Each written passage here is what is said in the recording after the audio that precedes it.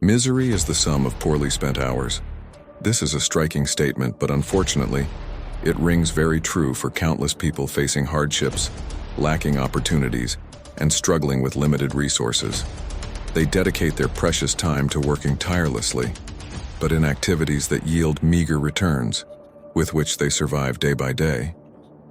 These individuals believe that wealth is a matter of luck or something unattainable, which prevents them from seeking to change their current condition and achieve financial success. Before we continue, folks, please subscribe to the channel and leave a like on the video. Your support is crucial. Let's go together, okay? Continuing, if you want to discover how to achieve financial success, this video is for you. Today we will explore the 5 financial intelligences you should cultivate to generate money and wealth. What is financial intelligence? Can you predict someone's future just by analyzing how they use their time and money?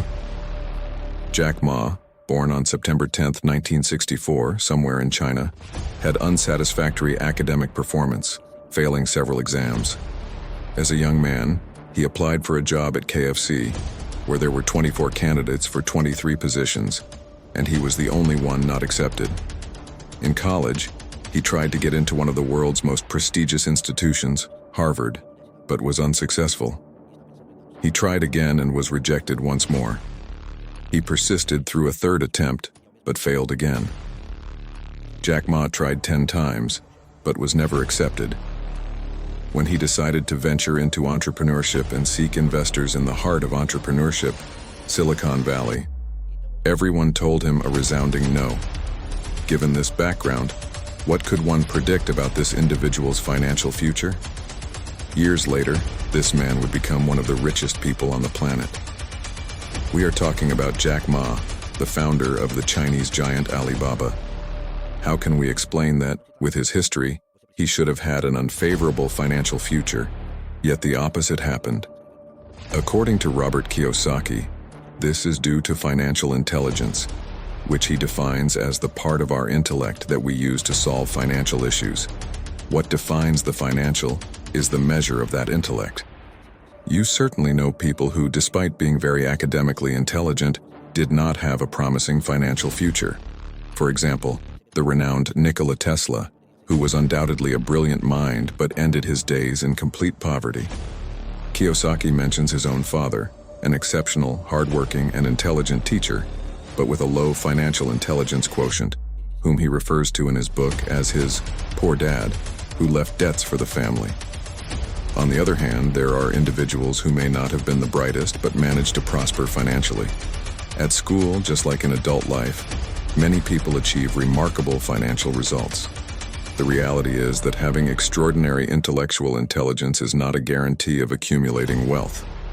With average intelligence, you can achieve better returns as long as you develop your financial intelligence. For example, you would have a higher financial IQ just by understanding taxation and taxes. Suppose you earn 10,000 Rs in a year and pay 20% in taxes. However, another person who also earns 10,000 Rs pays 40% in taxes.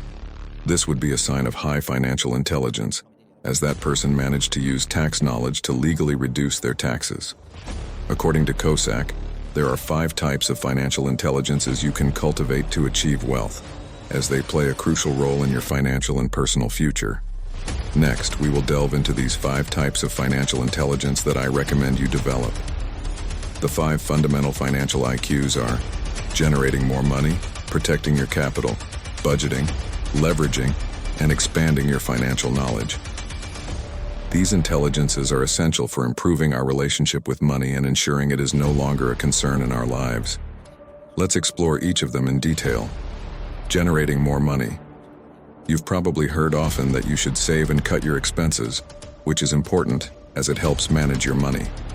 However, what will truly make a difference in your current financial situation and allow you to accumulate wealth for financial freedom is increasing your income. There are no limits to this, except for your level of financial intelligence. Therefore, you should develop it so it doesn't become an obstacle to your economic success. The more money you earn, the higher your financial IQ will be. According to Kiyosaki, the rich get richer because they learn to solve the financial problems they encounter along the way, thanks to financial intelligence. For instance, doctors are paid to care for people and prevent illnesses, while lawyers are paid to assist with legal and judicial matters. In other words, people pay to have their problems solved. So if you want to have more money, learn to solve problems. Many people are waiting for someone to help them with their difficulties. Take time to observe your surroundings and identify lucrative opportunities by offering solutions. Do you have a business idea, a skill, or something you excel at? Identify it and take advantage of your weekends. Dedicate your free time to focus on it and improve it. Sooner or later, you will discover an opportunity to present it and profit from it. Seeing opportunities where others see difficulties is a common trait among successful individuals who have achieved prosperity. Your task is to recognize these possibilities. Once found, commit to learning and even becoming an expert. This way, you will achieve the desired financial results, attract more clients, charge higher fees, and significantly increase your earnings. This will allow you to acquire assets that generate more and more revenue without relying on your presence or time. Let's analyze how generating more revenue will expand your wealth.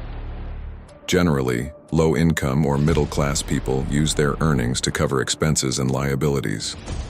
They have few assets and consequently a low net worth.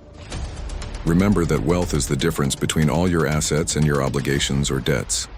Your net worth is your wealth, and that is what you should aim to increase.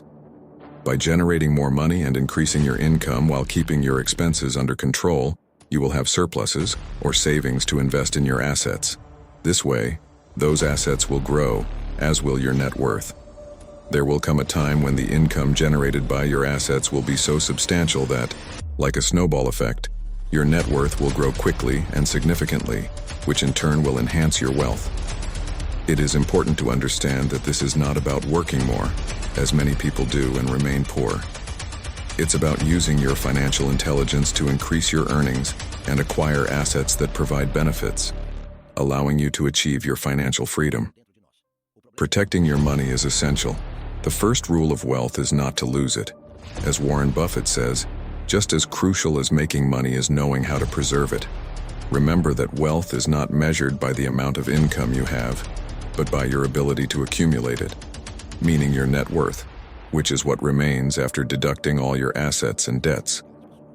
How many famous people do we know who managed to generate large sums of money using the first intelligence mentioned, the ability to generate money, but failed in the second intelligence, the ability to protect it? In no time, they ended up completely ruined. Therefore, keep in mind that it is not enough to accumulate assets. You must ensure that your spending does not consume those assets. There's no point in increasing your income if at the same time, you keep raising your expenses. Make sure to safeguard your capital from the threats that will arise around you. For instance, when you have more resources, that's when banks are most likely to offer you financial products, such as high-tier credit cards, mortgage loans, and vehicle financing. This is no mere coincidence. The bank's business is to lend to those who don't need it and can repay, earning interest in the process. When you have more money, tax authorities will start auditing your financial transactions and imposing higher taxes. Be wary of people close to you, such as family or friends who, upon learning that you have money, will appear as if by magic, seeking you to solve their financial troubles or offering lucrative business opportunities. If this seems suspicious, consider them financial predators and proceed with caution, as they will try to take your money. All the effort you made to accumulate wealth could be lost to these people. So, be prepared. I invite you to subscribe to the channel for more content on how to manage your finances. We discussed the importance of planning your spending and having a budget in several previous videos. You should track your income and expenses and monitor them according to your financial goals. However, when creating your budget, you might end up with a deficit budget, meaning a shortage of resources to cover your expenses, as happens with most people, or a surplus budget. When people face a deficit budget, they resort to debt or use their credit cards, getting into financial difficulties that become even more complicated due to high interest rates. If you are in this situation and lack money, before even thinking about investing or saving, You must pay off your debts and cut unnecessary expenses. After that, to improve your budget and generate surpluses, seek new ways to earn additional income, allowing you to save or invest. When you have a surplus budget, prioritize savings, meaning pay yourself first and then allocate the remainder to your expenses. A surplus budget will allow you to set aside part of your savings in an emergency fund that covers 3 to 6 months of your income. Only after this should you start looking for investment alternatives to increase your assets that generate passive income, gradually reducing your dependence on a salary or job. Make your money work for you. In this ocean of information available on the internet and social media, you must enhance your critical ability to locate and learn from accurate data that enables you to make sound financial and investment decisions based on evidence rather than opinions. How often have we seen people, led by false investment experts, lose all their money? For instance, there's a tactic in the investment field used by unscrupulous individuals called pump and dump, which involves buying stocks at low prices, inflating their value, creating false expectations of future returns, and selling them at their peak, leaving unsuspecting and uninformed investors with huge losses and worthless assets. Therefore, seek information carefully, as you will encounter holy grail business proposals online, promising the recipe for wealth, generously offered for a modest sum of money. Many fall into these traps, especially those less informed. If you wish to invest in real estate, you should educate yourself on the topic, take courses, subscribe to industry publications, and surround yourself with people already in the field. This way, you can obtain valuable market data. There's no better teacher than experience, thus learn from others' experiences. Leverage your knowledge. After learning, consider investing gradually, taking calculated risks without significantly jeopardizing your capital. Gain experience in the area you wish to invest. As Kiyosaki says, what truly matters for generating wealth isn't the asset you invest in, but what you know about that asset. We all interact with money, but unfortunately, managing it isn't taught in schools. Hence, we see individuals facing financial difficulties, especially entrepreneurs who struggle for results. Financial success will depend directly on your level of financial intelligence. If you apply all this, there will come a time when money will no longer be a concern for you, and you will achieve the financial life you desire. Money is merely an idea. If you want more money, change your ideas. When I was young, my father always told me that the best path to success was studying. He believed this was the best way to secure a good job, as that was his path. He had multiple degrees and was the superintendent of Hawaii's school system. The issue was that despite being extremely intelligent, he always complained about money and his dissatisfaction with work. The question, of course, isn't that attending a good school prevents success. This is clearly untrue.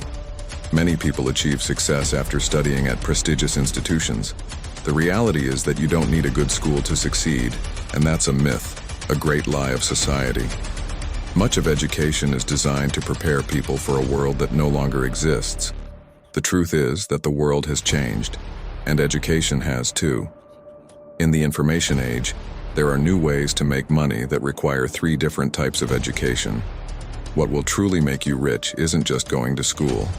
Learning from books and successfully completing a university course are both relevant forms of education, but they're not essential for building wealth. For education to be effective, action is necessary. Financial education is indeed crucial for accumulating wealth. With your university background, you'll develop financial intelligence, understanding how money operates and how to make it work for you. Academic education, as I mentioned earlier, was my poor dad's preference. He held a PhD and worked his way up to become the superintendent of Hawaii's public school system. From the perspective of those who value formal education, my poor dad was quite successful. He grounded much of his identity and pride in his education and position in government. The problem was that he lacked knowledge about managing a business or handling money. Consequently, despite a good salary, he faced financial difficulties for most of his life. The reality is that, although formal education is relevant and teaches basic concepts of reading, writing, and math, it doesn't prepare you for practical life. If you wish to get rich, school teaches you to be a good employee.